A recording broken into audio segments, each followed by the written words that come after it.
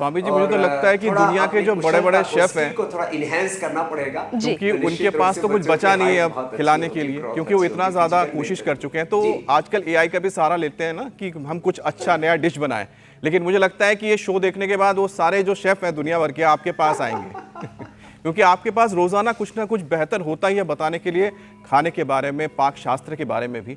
लेकिन स्वामी जी, आपका ये पाक शास्त्र मुझे लगता है कुछ साल पहले और कुछ दशक पहले आया होता तो हम सब भी लगता है बहुत लंबी हाइट लेके गुजरते और भारत में कुपोषण की समस्या खत्म हो चुकी होती। सबका रोना एक ही है, हाइट का जो दिया है वो भी बहुत अच्छा है तो स्वामी जी, कम प्रोटीन डाइट और खराब जीवन शैली और ये शहरीकरण को लंबाई घटाने की एक बड़ी वजह माना जा रहा है कि इसकी वजह से लंबाई कम हो रही है। अब बच्चों की डाइट में स्वामी जी ऐसे कौन कौन सी जरूरी पोषक तत्व होने चाहिए जिससे हड्डियां मजबूत बने, ताकि उनकी जो नेचुरल ग्रोथ है वो हो सके सामान्य तौर से? आहार के 3 बड़े घटक हैं जी। एक है प्रोटीन, और हाइट के लिए कैल्शियम और मैग्नीशियम और फास्फोरस और दूसरे छोटे छोटे और घटक। तो एक प्रोटीन, दूसरा कार्बोहाइड्रेट, और कार्बोहाइड्रेट चीनी वाला नहीं। देखो, ग्लूकोज जो है वो हमारे ऊर्जा का मुख्य स्रोत है। एक मिलता है चीनी से, फ्रूट से मिलता है, उसको फ्रुक्टोज कहते हैं, और हनी में फ्रुक्टोज और ग्लूकोज का मिश्रण होता है। तो माधुर्य, इसको सात्विक आहार कहा है श्रीमद् भगवद गीता में। तो जितने भी फल हैं, चीनी छोड़ो। हाँ, अच्छा, ये आज ही पता लगा, चीनी खा खा करके चीनी लोग नाटे रह गए तो ये तब चीनी खाएंगे तो नाटे रह जाएगी, गुड़ खाएंगे, शक्कर खाएंगे तो गन्ने की तरह।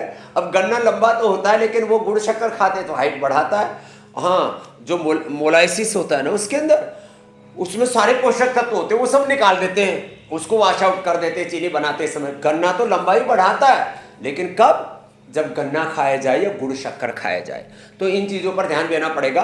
तो एक कार्बोहाइड्रेट, मैं उसको कार्बोहाइड्रेट नहीं बोलता हूँ, उसको मैं मिठास बोलता हूँ, माधुर्य बोलता हूँ।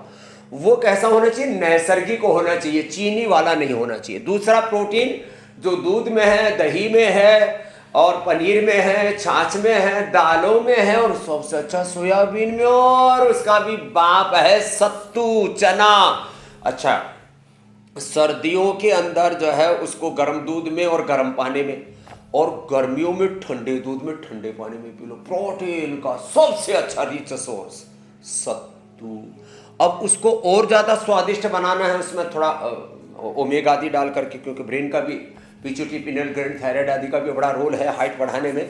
तो उसमें थोड़ा तिल और थोड़ा फ्लैक्सीड डाल दो, और उसी के अंदर थोड़ा खजूर डाल दो, उसका पेस्ट बना करके। आप इसको दूध में डालो, दही में डालो, ये हो गया प्रोटीन शेक गजब का, दूध के साथ भी, दही के साथ भी।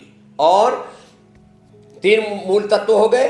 एक प्रोटीन, जो जो हमारी कोशिका उसका मूल घटक है। दूसरा, उसके अंदर माधुर्य, मिठास, कार्बोहाइड्रेट आदि। और तीसरा, उसमें कैल्शियम और फास्फोरस आदि, और दूसरे छोटे छोटे vitamin D, B12, calcium, iron, omega, और ये सब सारी चीज़ें मिला करके मल्टीविटामिन जिनको बोलते हैं। तो ये सब नैसर्गिक रूप से हमें उपलब्ध हैं। जो माइक्रो न्यूट्रिएंट्स हैं वो अंकुरित में मिल जाते हैं हमें, शाकाहारियों को अंकुरित में, दूध दही में।